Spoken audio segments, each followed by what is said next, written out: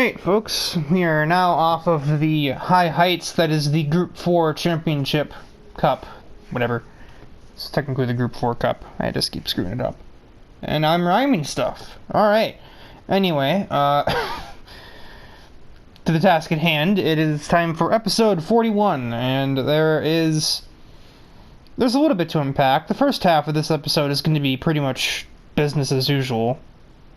In fact, you can actually see the cars we're focusing on for the first half of the episode, but from race 3 onwards, it's going to get very chaotic. And, like, generally a good way, but chaotic nonetheless.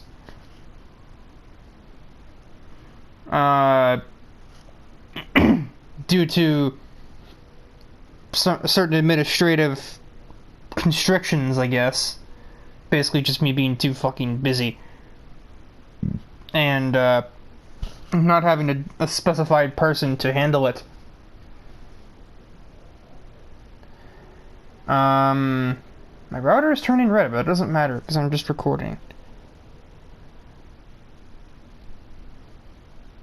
I don't need to be online to record, I just need to be online to play.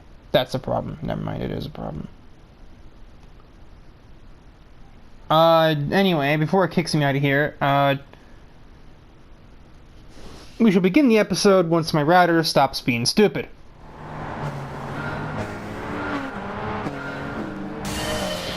Alright, we have arrived for the start of episode 41, basically, because it's the next day. Game maintenance came right after I recorded that intro, so I couldn't actually do the episode until the next day, pretty much. But at any rate, there is the first big development. That is me driving this Nissan S14 Silvia. Very interesting way that I came into possession of this car. I didn't actually get this one, nor did my teammates, but actually Natsuki and Thrasher gave this to me. Act of goodwill, since it was their team that trashed my Integra, Thomas. So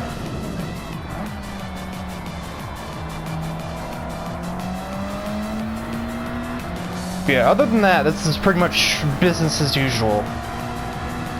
Just letting the new S14 stretch its legs a little bit, as it were.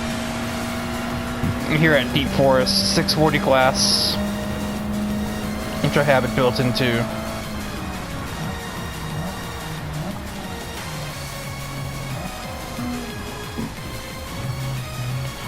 Ay, this is a bit of a mess back here.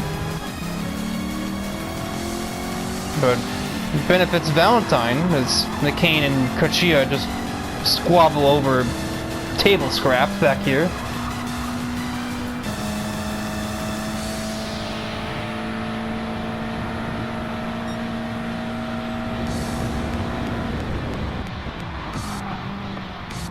I will overtake a truck and a Subaru at the same time. Harada's gonna try and follow me ahead of the truck, but will not succeed. And up ahead is the other truck, alongside Kyozo Kitano in the MR2.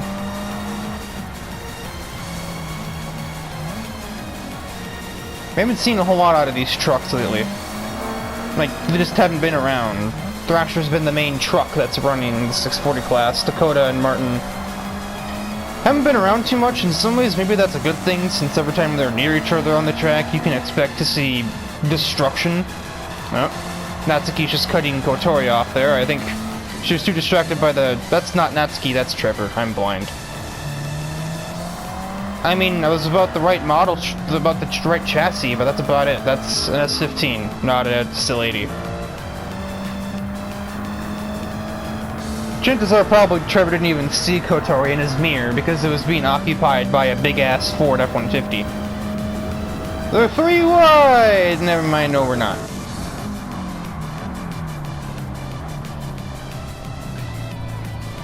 As Trevor actually just punched me out of the way, so that was cool.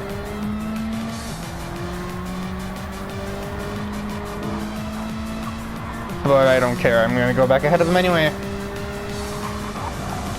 He pushed me wide, let me get a better exit. In a way, he helped me.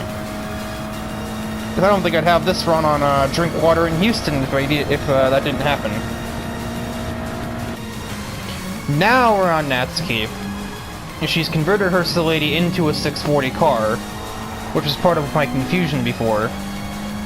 She swapped her FCRX7 and her Lady around because the Lady was not competitive in 680 at all. The FC has a bit more horsepower behind it under the specifications she has it at, so it should do a little better.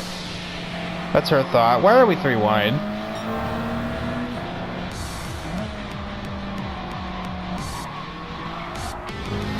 Rollins is attempting to escape. I think he passed Kaminaga pretty early on, but she's kind of staying with him, and she's keeping everybody else at bay while doing so. I will take my dad around the outside lane.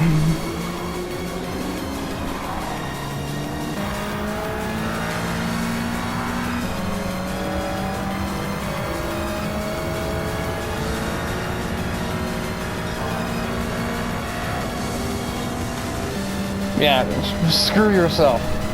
I'm there, you don't just block a run like that. Neo wouldn't last a day in NASCAR with that sort of decision making. Then suddenly Maki appears. She's gonna take 4th from my dad. She passed Thomas earlier in the lap. I think she followed me ahead of him more or less. Then gets to my the inside of my dad through the hairpin. Looks to be generating a run on the R32 as well, who gets out of shape going up this hill.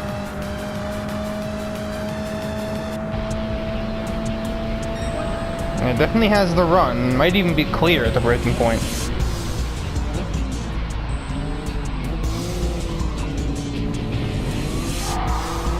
Aggressive braking tendencies clears the R32. I don't think she'll catch me or Rollins in time, though. But I have caught Rollins in time, which is the important thing, I guess, maybe? I mean, I guess, probably if I'm trying to win the race. Give the S14 a meaningful debut.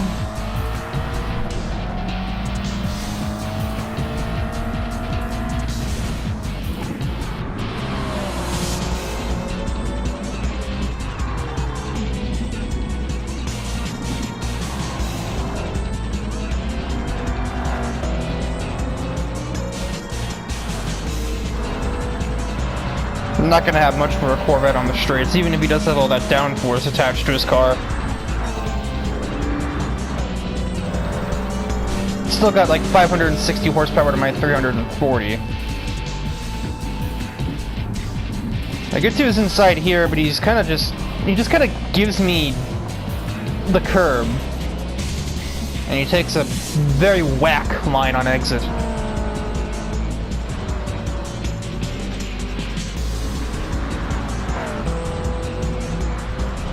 But who needs downforce? And right up to the line, it's gonna be me. That's not the first time that a win has been taken like that here at Deep Forest, and I don't think that'll be the last either.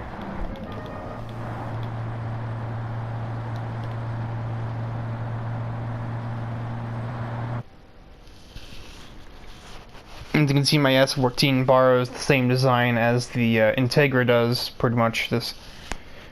Well, this is actually the Nissan Midnight Purple, so it's a color that comes on the car in real life. Or did, anyway.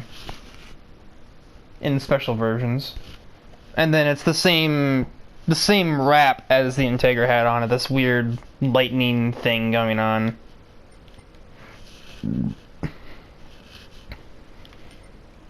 Clearly, Natsuki's not super competitive in this category either.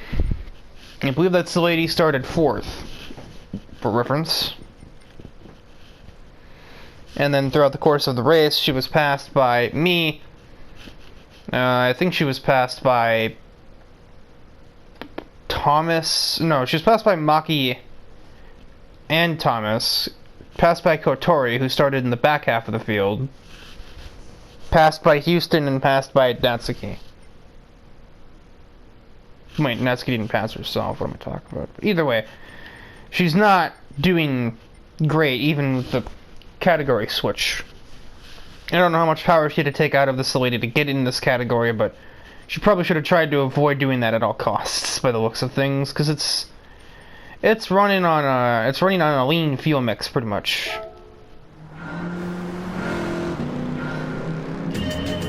Green on the second race of this episode. It is a 600 class race at the shorter layout of the Glen. Same standard fare, 4 laps. It probably could have been 3 in retrospect, but oh well. And we're on board with Ivan Sotakov in his 300 SEL, which I personally believe to be the strongest vehicle in the category, as it has an absolutely lethal combination of mechanical grip and V8 horsepower. I think it's a V8 anyway.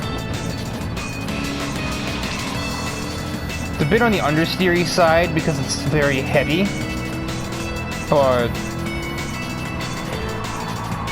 it has racing tuned suspension just from default. I think I even got confused there. You forgot we were running the shorter way out. It has race tuned suspension, and it has more horsepower than anything else in the class.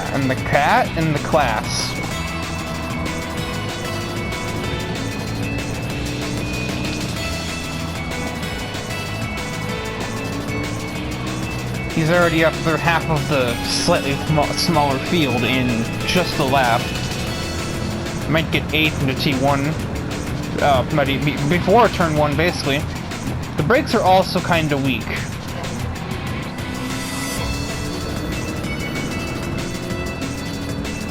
So it has its drawbacks, very obvious drawbacks. Just generally its weight is the biggest thing. The brakes not being super good.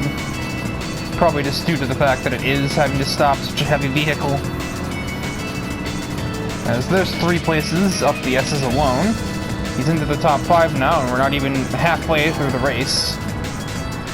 He's making good enough time. He could probably win the race if it were a 3-lap race.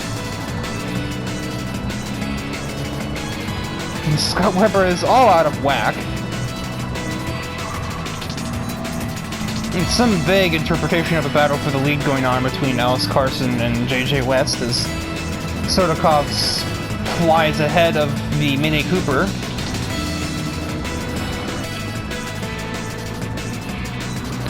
Looks like Alice was actually using JJ up a tiny bit there, heading into the penultimate turn. Ivan cares not, gets to the inside of the S2K, and he'll be on with his day. And he outdrags JJ West before we even get to the start-finish, so... Correction. He is in the lead after just 2 laps. So now he's got the other 2 to basically just show off and drive away. They're going to be driving left-handed. One-handed, let alone left-handed. He doesn't take me as a show-off kind of guy, but apparently here we are. I could watch him run away with from the field, or I could watch on-track battles. There don't seem to be a whole lot of those at the moment, though.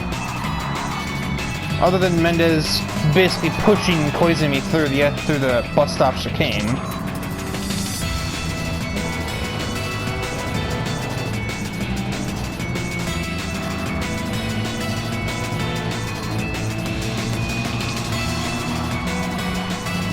It's not a good day to be a Volkswagen driver.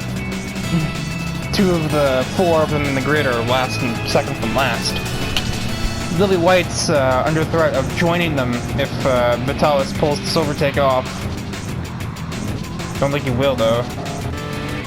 And the other one, Haneo, is running upper mid-pack under some threat from Mendez, but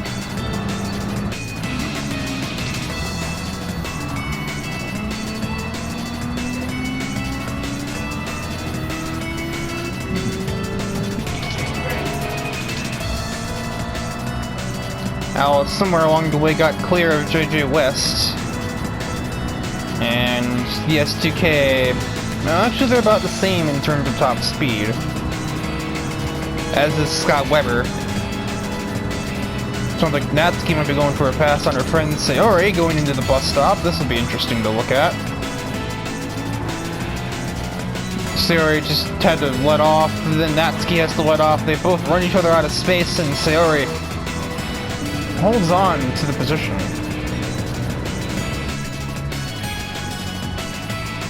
And 2 turns left to go for this significant showing of just pure dominion over the grid. You can barely even see that Spoon S2000 in the distance.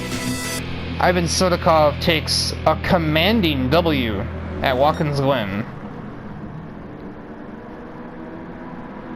Almost 6 seconds later, here comes Carson to complete the race.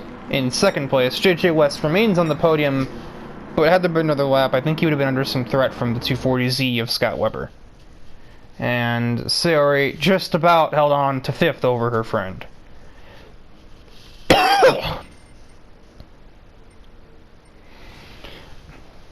Melissa fell off at the very end of the race, getting passed by both Vitalis and by Lily White. My tongue hates that name, I don't know why. Too many L's and W's. Anyway, on to round 3.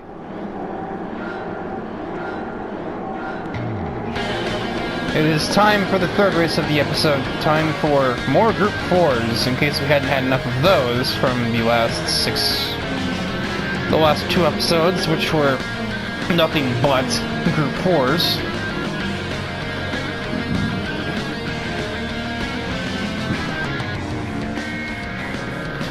The fact that we did 11 races in a row with these cars is the reason why we couldn't even get a full grid of 20 for this race. It's only 18. People are a little burned out of the vehicles, so they will probably be taking a back seat for a moment. I can't blame people for getting a little sick of them.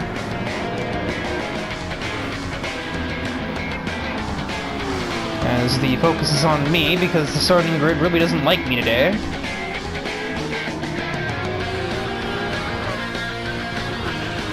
It does seem to like Italians, though, since it puts, it put Dom DePrisco and Francisco Fidanzi on pole, or the front row. The latter, or the former, I should say, already having been passed by this twerp. And Tyler also in pursuit of the Huracan.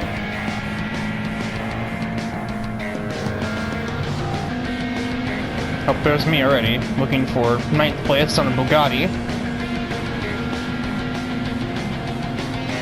Courtesy of the slipstream from Emi Suzuki, I get ahead of the Bugatti with relative ease. And Milsan is all over the place. I think it's absolutely embarrassed by her former countrywoman, compatriot of Riel. Is countrywoman really a word? Like, is that a term you'd use? Or do you still use countrymen for 2 people who are in the same country? I don't know, because I've only ever used that term I've only heard that term used in, like, sporting events, like Formula 1, or occasionally baseball. But, those 2 sports don't really have women in them. Slipstream moment. Also helps that the Dodge Viper under BOP has been given much less of a horsepower nerf. Okay, Emmy.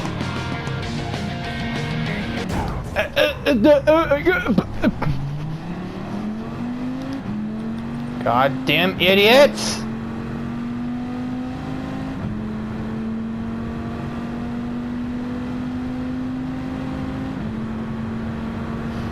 I mean, I guess I'd rather her do that than intentionally send me to the wall at top speed, but still,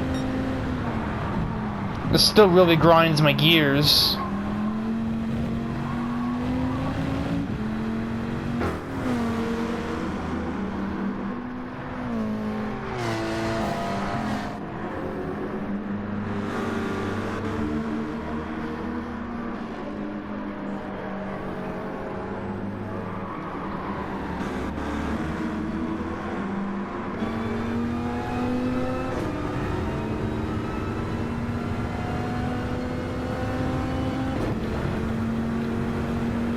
Goodbye.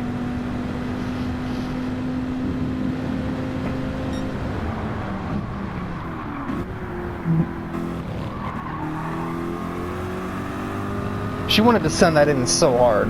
I so badly wanted to send that in, I could just tell. Dom DePrisco now finds himself in the lead. I don't know how that happened.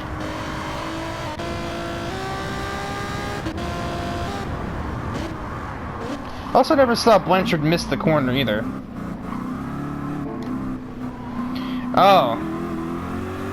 Oh, this is the wrong lap, that's why. I'm like, wait, nothing happened. Well, we saw there, she ran DePrisco over the inside curb. This time DePrisco tries the other okay! Failure. So that's how, DePrisco got ahead of Fidanzi. Because he was having to avoid Riley's dumbass, and, DePrisco took advantage.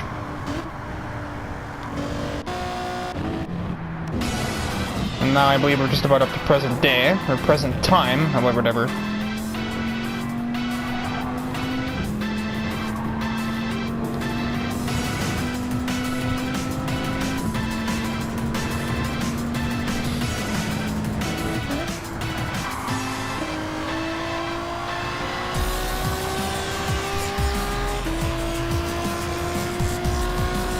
I'm sure the Tifosi, as it were, are probably enjoying this. A battle between two Italians for the win at Monza. With the likes of Tyler, Parker, and Cam absolutely nowhere in sight, and, well, they're in my sight, but not theirs.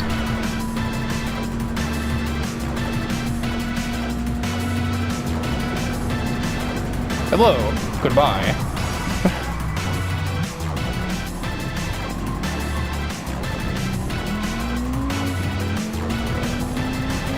Watch Johnny Parker use literally all of the curb.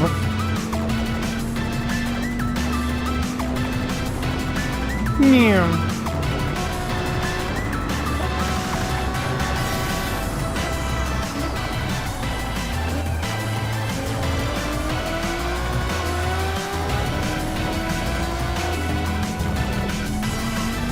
Now I'm using all of the curb.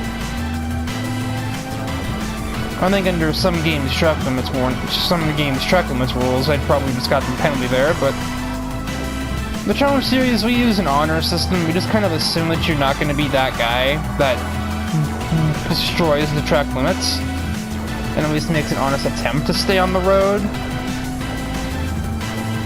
Because it just makes it easier to moderate the series if I don't have to go and watch a bunch of individual corner cuts to pick out which ones actually matter post-race, when, you know... And if we see a person doing it over and over again, they just get boots. It's a lot easier than individual time penalties for individual incidents. I ain't got that kind of time, man. Especially not with the flood of, like, driver, like... What's the word? Basically, we had a lot of people attempt to sign up for the series, attempt to get their way in. I couldn't look at any of the applications though, because I was too busy making preparations for the Group 4 Championship, the qualifying rounds, and the championship itself.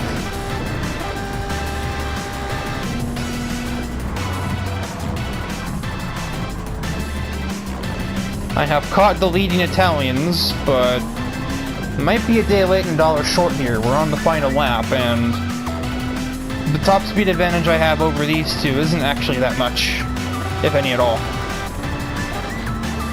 I definitely have an advantage.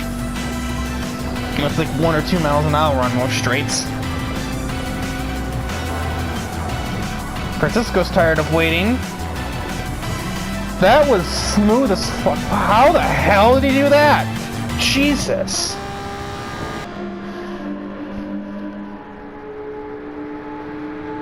He didn't even have a run on DePrisco or anything. He just decided, I'm gonna brake later, and just caught DePrisco absolutely asleep at the wheel. Holy shit.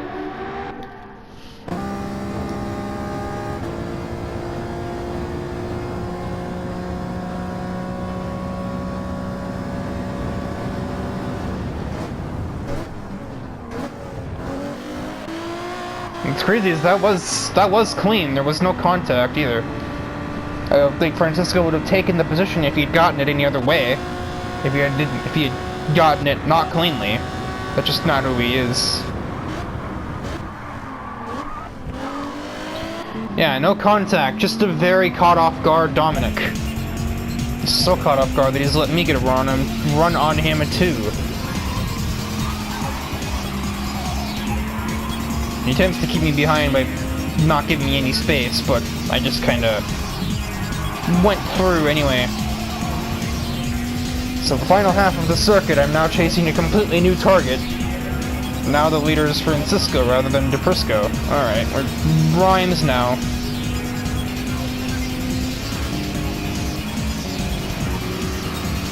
Nothing doing further back, I'm just noticing as far as I can tell.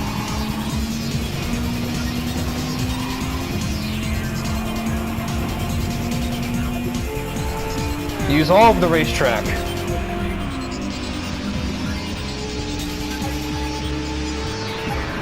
I do not have a run. He defends anyway.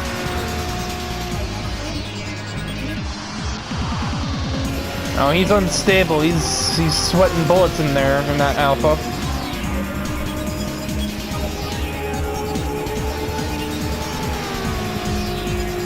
Right up to the line. Nope. Did not have enough. If we used the F1 starting line, I think I'd have had the victory.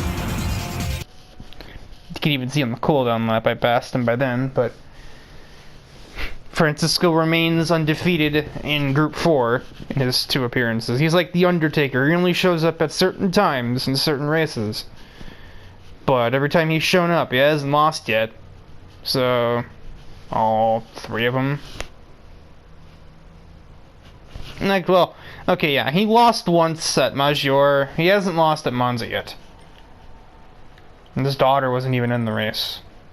Got all qualified by Maki. It was probably slightly embarrassing. At least I have to imagine. Especially considering who that is, and considering her relationship with the team. Anyway, time for race 4, and this is gonna be a bit of an interesting one. It is time for the 4th race of the episode, and no, you're not losing it. We have obtained Group 3 machinery. The Gran Turismo Association has once again provided the goods, and we have Group 3 cars available to us now. Some people, of course, had their own too, which kind of helps. Like Brian Ice, who I don't remember if he's in this race. I don't believe so. But we are on board with Tyler McIntosh. He is currently struggling to negotiate the 3 Mercury Racing drivers starting at the back here. We didn't really get the best of luck with the starting grid here. Honoka starts well, but Maki, Kotori, and Ellie were 16th, 17th, and 18th, I think. And Nico's ahead of them, so our team has really gotten the short end of the deal. I'm not even in the race, so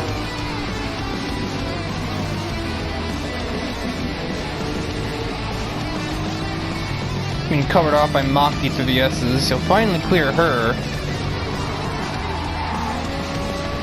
She just had a huge tank slapper, and then Tyler gets ahead of Nico, ahead of DiFuoco, who hasn't shown up much normally. There's an example of somebody bringing their own. Hikari Taniguchi has his own Super GT car from 1999, and then we have Siegfried Brandt in this thing. Which I thought was hilarious, that he just has this available to him.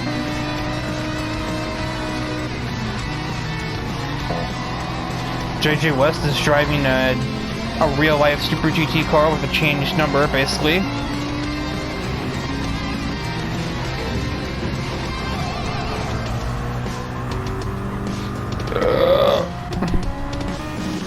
Where's Tyler again? No, behind the AHKS silhouette.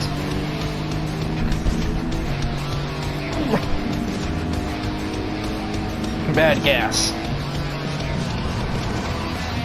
Brandt's getting into Haneo a little bit, a lot actually, and Tyler's trying to make it 3 wide there, but is getting absolutely no space because there's none to give when they're 3 wide.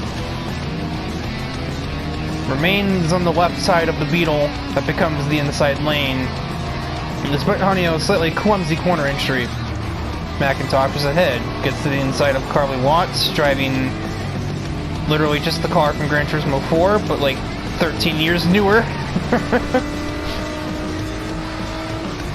I literally look at this car and just start hearing Van Halen in my head. Nostalgia's a drug. And Gran Turismo 4 is one hell of a crazy dealer.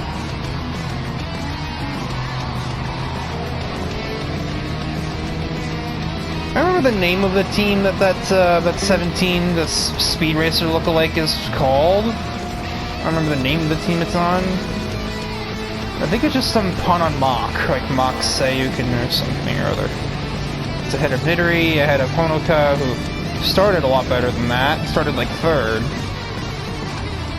But now even 2 of her teammates, Umi and Rin, are ahead of her. And AJ.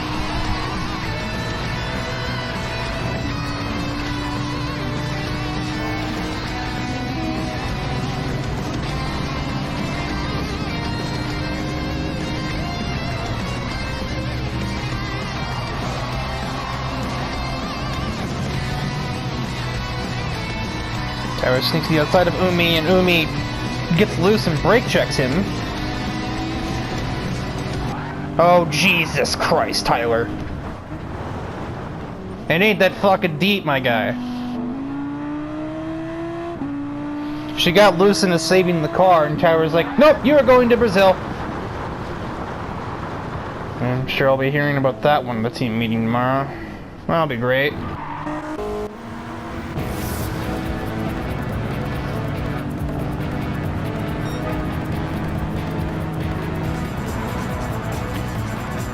You can probably hear it from him too post-race.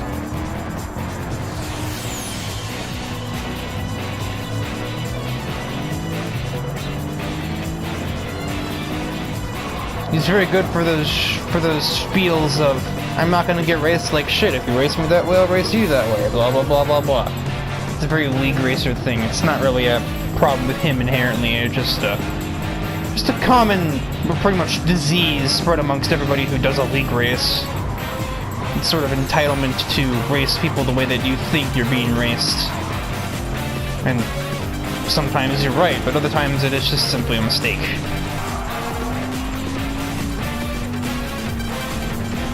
At the very least, Tyler should be a little easier to calm down than the likes of Riley Blanchard.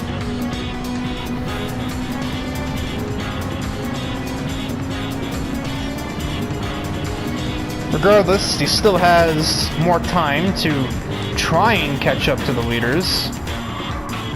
Jake has been essentially leading this conga line since the green flag. Thrasher unable to find a way to negotiate the Corvette.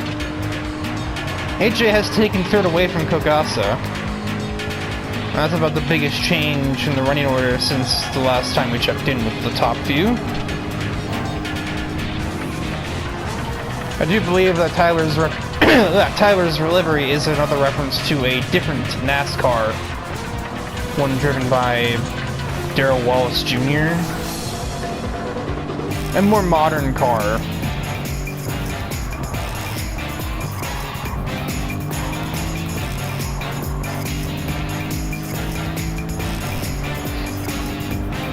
It's a huge run, huge run on the Crush Orange machine. I absolutely love this car.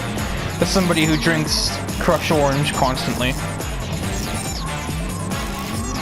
The green rims, I think, make this car. That's the funny part. It's just a small thing like that that makes this car stand out more.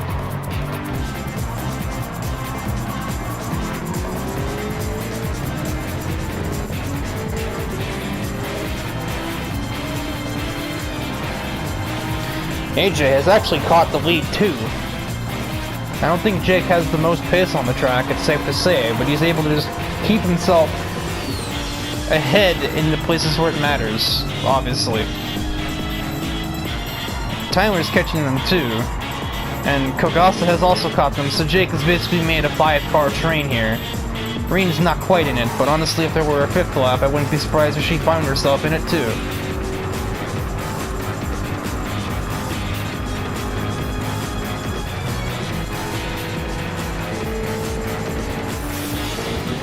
This timer has a slight run on Kogasa.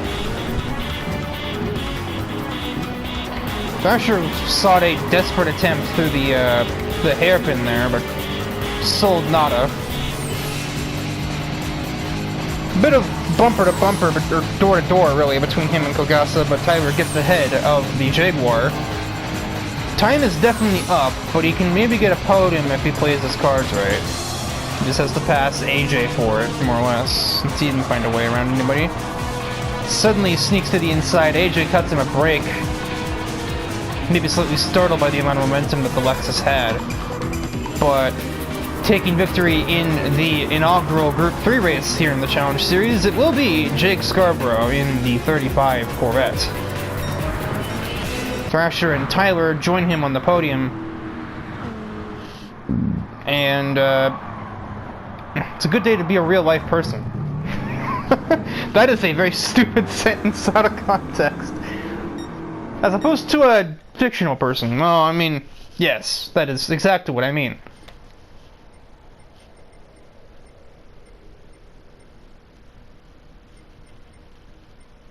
Yeah, that also gave Umi a DNF too, because she couldn't get her car out of the grass.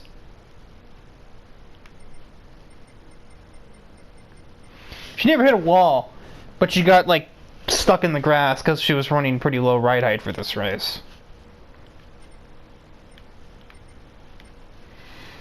So, yeah, I'll be hearing about that. Umi will be hearing about that. Tyler will be hearing about that. I'll be hearing about it from Umi and from Tyler. And probably from the rest of the team. It's just... all this because somebody decided to get loose out of a corner. Just fucking stupid.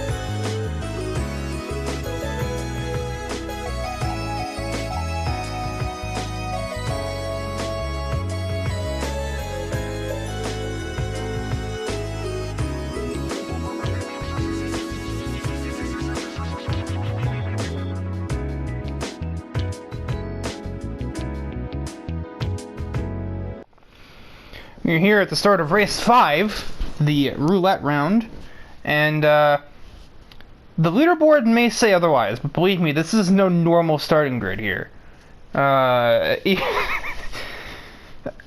Literally, I kid you not, with like one exception, me, every other driver here that's on this leaderboard is debuting here. So we have Dom DePrisco, the Focus car. We have camera.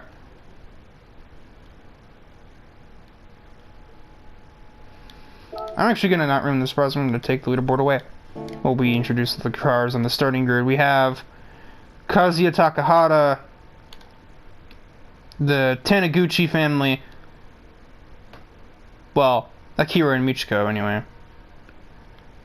We have Thrasher debuting in a Group 3. So we add that to the randomizer pool. And then we have all of the debuting drivers. First, Liv Newstein, I think it's Newstein. Employee of Teen, whatever, that suspension company on the side of the car. Normally drives an M5, but that's their company car, so they're racing an E46 M3. Alexis Aliris, Greek driver who doesn't actually know much of any language that isn't Greek. They drive a Miata touring car here, but normally they prefer Lotus models. Noel Vermillion. This driver is very confusing, from what I've been told by her. She seemed to have a lot of trust in the idea that when she tells me that she comes from some other world where there's just constant war between gods, and she was abused by a military lieutenant, and blah blah blah blah blah, that she's just expecting to believe all that. Luckily for her, I kind of do, because that doesn't even make her the weirdest car on the grid, because Toho is even weirder yet. Not a new driver, but Barbara Page is debuting a new car. A C3 Corvette with pretty much the same basic design as she has going on her C7. Taro Katano, and this camera's odd as fuck. Better yet, just use the photo option. There we go. Taro Katano is here in a 70 Super B. He has the Plymouth thing on the quarter panel because he's normally driving a Plymouth Roadrunner. This was one of Vert's friends and somebody that I was aware of, but I thought that he had retired in 2007. Apparently that is wrong. Then we have myself driving basically my nuclear option. If Thrasher had Contingency H to take Alice in Chains out of commission, I have Contingency W. Yes, this is my Wreckfest car restored to club racing condition, and it has a lot of sponsors. Yeah, 770 horsepower, weighs almost 2 tons, running the 680 category. Since I keep getting all my cars wrecked, let's see them wreck this thing. Nice lighting. Let's see them wreck this car when it weighs twice as much as they do. Next one along. Raven Katsuragi. Oh boy. I don't know much about her, but I know everything that Veronica has told me, and it doesn't seem great. She just seems like an angsty, jealous ball of edge. She's driving a custom GT1 spec S2K.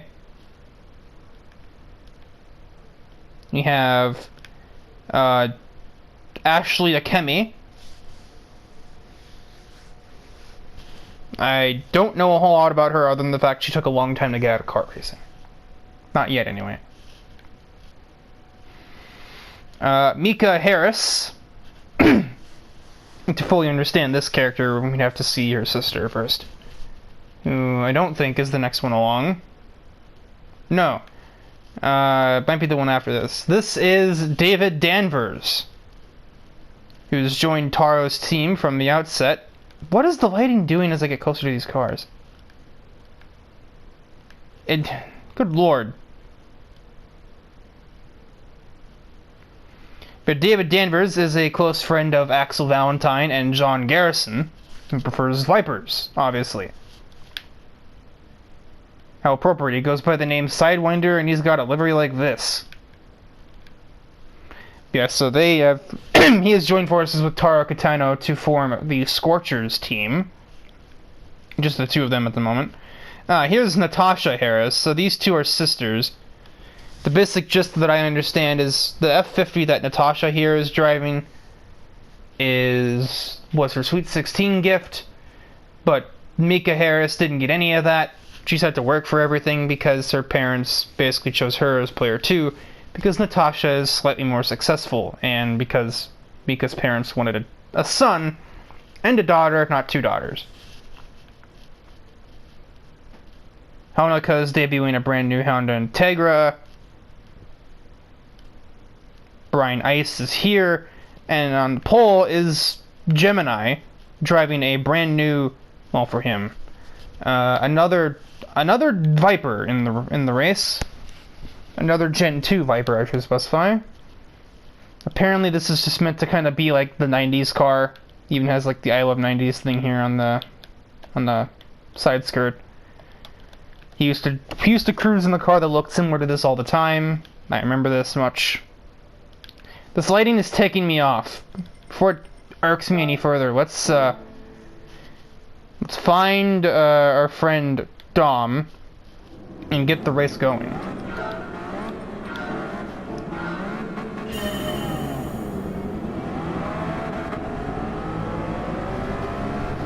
This is the roulette race, so Gemini is probably not going to be the victor because there's 760 class cars. Like, even Brian Ice is already pulling away. David Danvers, I think, has his car set up for 760, so as you can see, his top speed is a lot. And he's already getting to the lead before we even get to T1. Brian Ice disagrees. Mika Harris attempting to overtake. Actually, Akemi will succeed.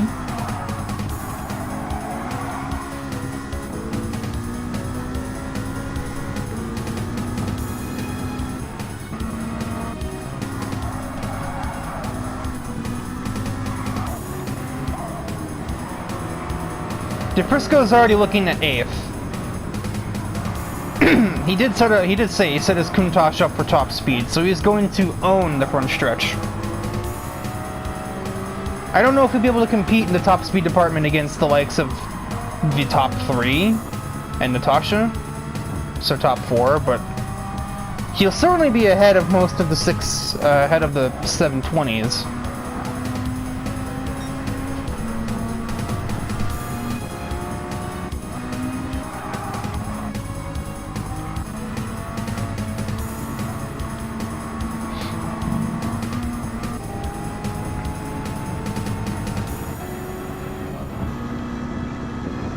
Interesting that Mika Harris is now occupying the number 32 that's a certain RX-7 driver once had.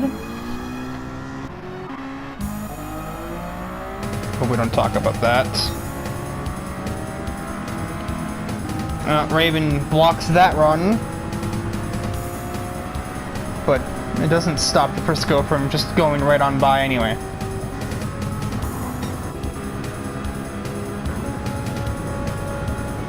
Yeah, it appears as though David Danvers is unstoppable in the top speed department.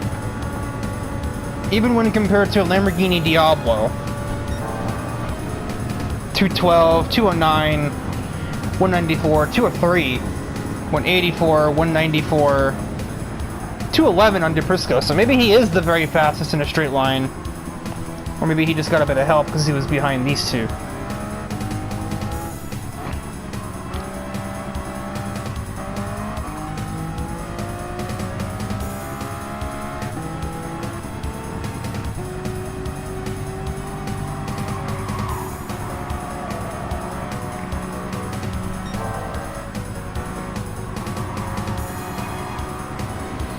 It's quite ironic, considering the fact that, from what I understand, Dom DeFrisco himself is responsible for. Oh, all right. DeFrisco himself is the cause of most of these new drivers arriving. Not all of them, but a lot of them. So, from what I understand, it's David Danvers is here out of a referral from Axel Valentine and John Garrison. Yet surprisingly, he refused to join Black Stallion Motorsports, instead opting to join Taro Kitano on a smaller team, the Scorchers. Natasha Harris is here on behalf of Brian Ice. Well, Mika Harris, Ashley Akemi,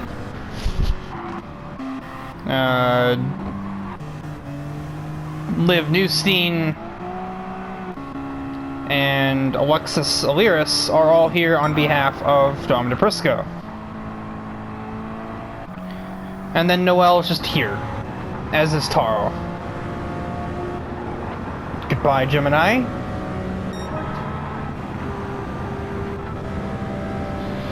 Yeah, I think the Countach may have the best straight line speed, it's suffice to say. The Viper is its only competition.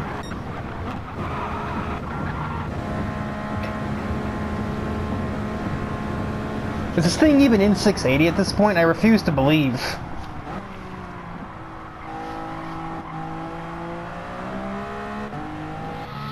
And also, when Natasha Harris joined, Brian Ice immediately summoned her to Pacific Spirit Racing. So that team now has a third driver. Ironically, the Pacific Spirit is running 2, 3, 4.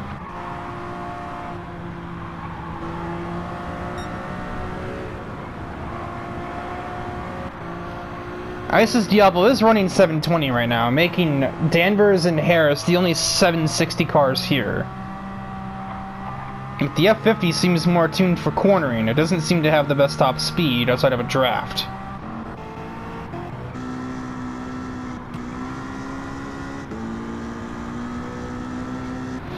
I didn't actually get a lot of time to talk to Ashley ahead of the race, but I spoke to Mika Harris a lot.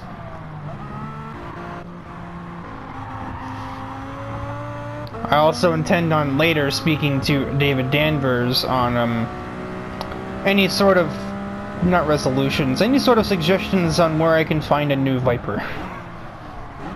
Since someone thrashed the old one, pun not intended. Not now, because I have a fleet of vehicles available to me. Because now I have, what is it? 3. I was testing an Evo with fender flares, basically a full body kit. Didn't go anywhere. By that I mean it literally couldn't go anywhere anymore. Its engine blew up on me. When I was busy testing it on the dyno, it just decided I don't like it anymore. Please stop. It is now nighttime here in Tokyo, but no one sleeps here. At least that's what the music tries to tell me.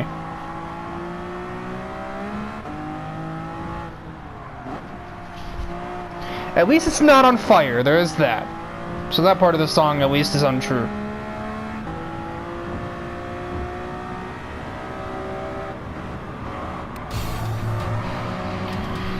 DePrisco, absolutely on fire, is catching up to David Danvers.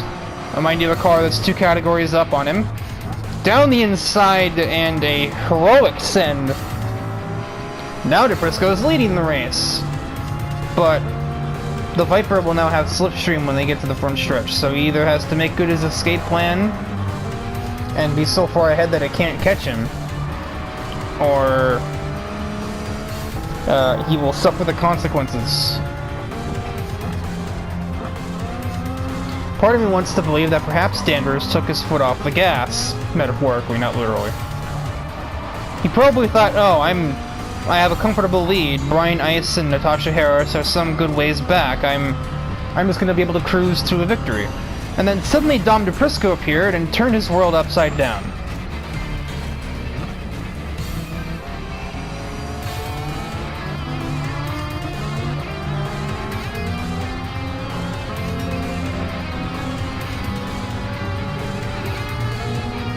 Now Danvers is absolutely flooring the bastard, and even despite a poor lane choice, Danvers is gone. So yeah, he was like cruising. He was on cruise control. Now he has an opponent to stay ahead of, and he has floored the bastard.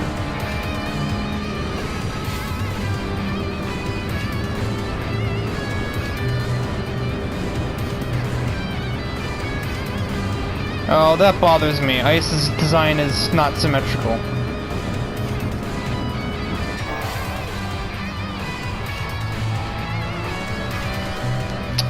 Well, that's not helping Dom. Well, that's not helping Danvers. I was like, do I say David or Danvers? And I said Danvid. Who's Danvid?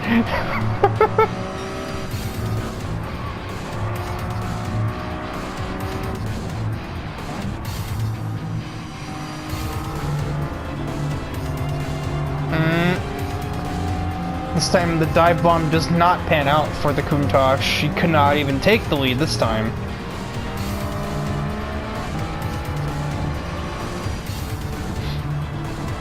Even if he did pass Danvers here in the dying moments of this lap, as he instead just runs right into him, I don't think it'd matter. He's not going to be able to get far enough ahead. Danvers overcooks it. They both overcook it again. They both are driving like absolute fools. They both hit the wall again! They're both pushing their cars too hard, I think. They probably should have kept it on cruise control, metaphorically speaking. We wouldn't be having this problem.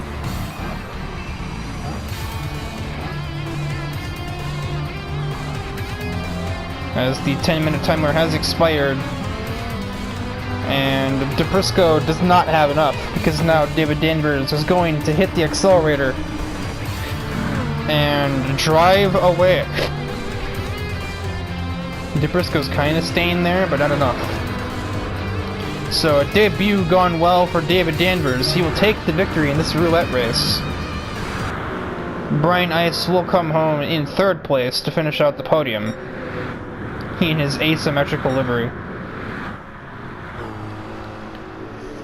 Gemini will not even win the 720 class because Brian Ice did, despite beating Harris in a 760 car, and Dom DePrisco beat both of them in a 680. So yeah, there you go. This has been a very topsy-turvy affair. Thrasher manages 9th place in a Group 3. I do not win the 680 category. Barbara apparently had something cooking in that C3 Corvette. She even beat Katsuragi, who's in a 720 car. He had a lot of 680s. Liv Newstein wins 640 over the bottom 4 cars. So that will wrap things up in episode 41. I feel like I may have talked for too long, and I might be running right over the time limit for the episode, so I'm going to make the outro, end